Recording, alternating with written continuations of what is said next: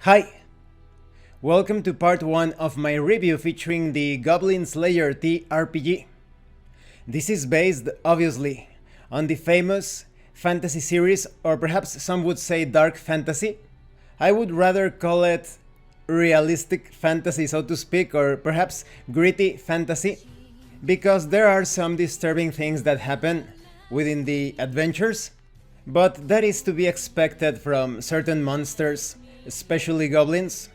Before we go further into the review, I would like to thank Mitsuki for letting me use her wonderful interpretation of the opening of Goblin Slayer.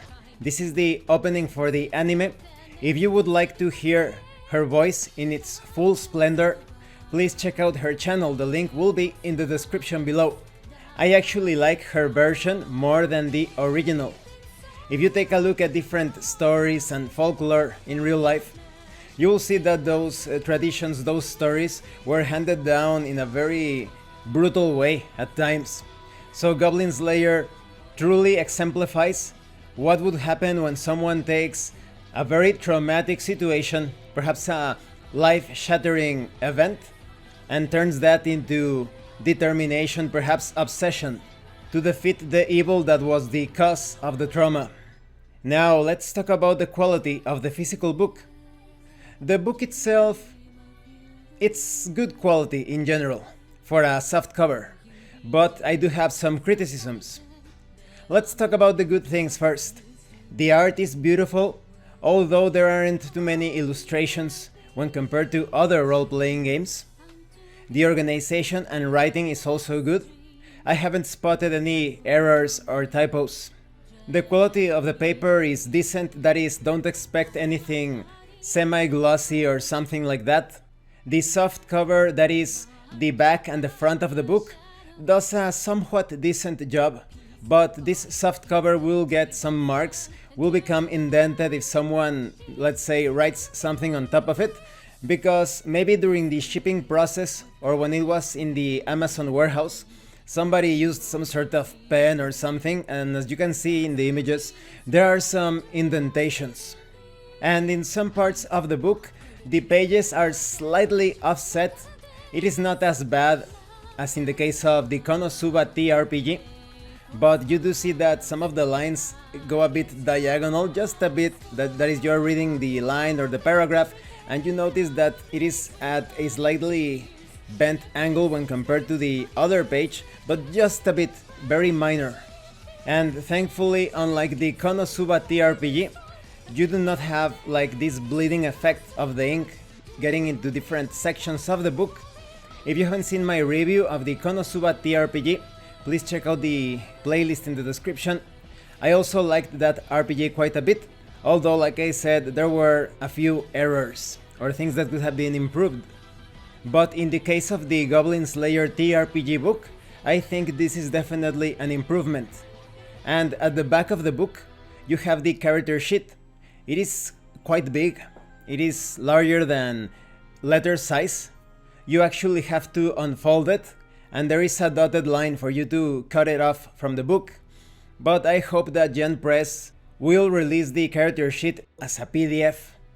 So overall, I would say that the quality is good. Now let's talk about the contents.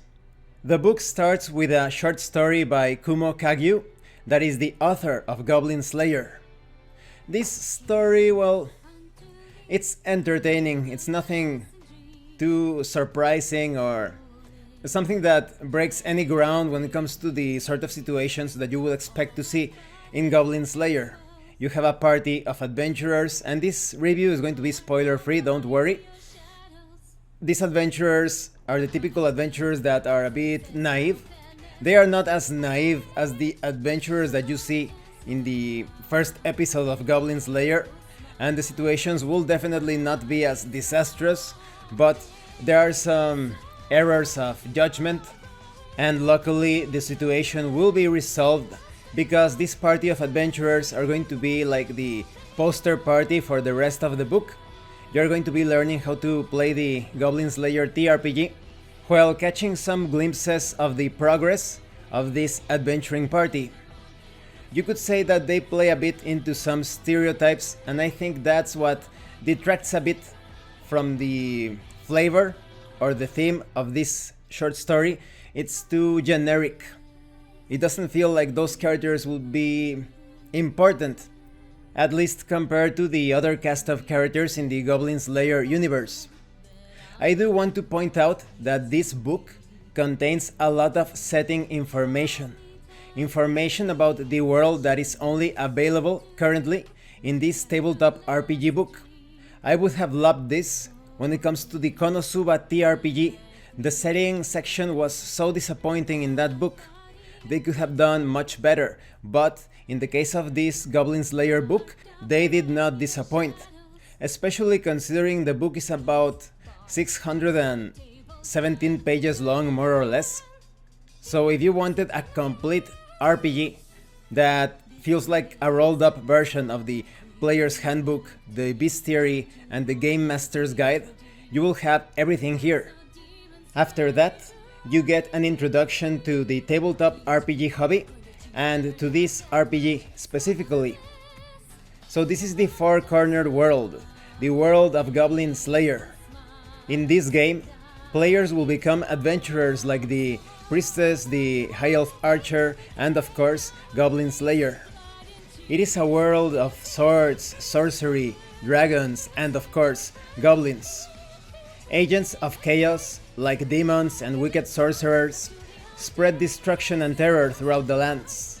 Yet at the same time, people rally their strength and stand against them. You too are a hero candidate in the four-cornered world, an adventurer. You will take on quests to protect people, to destroy evil, and you will get paid in the process, of course. I would say that this is a good role-playing game to get started with the hobby. The introduction is somewhat brief but precise, telling you all about players, game masters, the six-sided dice that you will be rolling in this game, writing tools, how to tell and experience a story, and many challenges. They also give you the entire flow of a session. Before the session, you prepare for the session, of course. You prepare the story. Then, at the day of the session, you create characters, you introduce the characters, you begin the story, that is, you play through the entire set of encounters. Perhaps your characters will survive, because as many of you know, the Goblin Slayer universe is quite unforgiving, to say the least. And then the session ends. So this introduction, in my opinion, really does an amazing job at presenting the TRPG hobby to someone who has never played before. It doesn't get too much into the finer points. Actually, if you want to really perfect your RPG experience, I recommend that you watch a video that I'm going to put in the description below. It's a video where I talk about how not to ask questions in tabletop role-playing games. It's going to strengthen the immersion so much. I highly recommend that you watch it. After that brief introduction, you have the terms and basic rules of the game. This is just an overview of all of the concepts. So, I would recommend that you come back to this section if something is not entirely clear about any of the game's concepts. There's information on how to read dice, what are monsters, enemies, bosses, minions, the rounds, how to calculate decimals, information on ability scores, basic scores, checks, magical attacks, fatigue, skills. Everything is in this subsection. That is, you can take a quick look and you will immediately remember what a certain concept entails. And each of these concept definitions contain the page where you can obtain more information in its particular subsection. And this concludes this part of the review. In the next part, we are going to take a look at the different sections of the character sheet and character creation. Don't worry if things look a bit overwhelming at first. This is actually a very, I wouldn't say a completely simple system, but it's quite normal. I would say it's mid-crunch.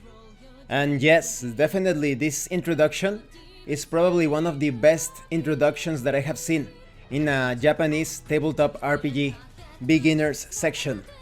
I am also quite pleased to know, because of a certain note at the back of the book, that the author was fully involved with the entire process. I also found it funny that in the short story, they actually mention Gygax as one of the gods of role-playing games. Many of you know that Gary Gygax created Dungeons & Dragons along with Dave Arneson. Although Dave Arneson should get more credit in my opinion, he is actually the one who started the whole dungeon crawl thing. You can find more information about this if you search for his experiences when he was running the Blackmoor campaign. He had this castle, Castle Blackmoor, and the adventurers had already explored every single nook and cranny in the castle. So he decided to start building downwards. He decided to create these underground complexes so that the adventure could continue within the castle. And that's how the whole dungeon delving, dungeon crawling, dungeon romping affair started. Thank you for watching this part of the review. If you have any comments or questions, please let me know. And thank you so much to those of you that have been supporting the channel by sending right through RPG gift certificates. If anyone else wants to further support the channel, the information on how to do that will be in the description below. Once again, thank you, and see you later.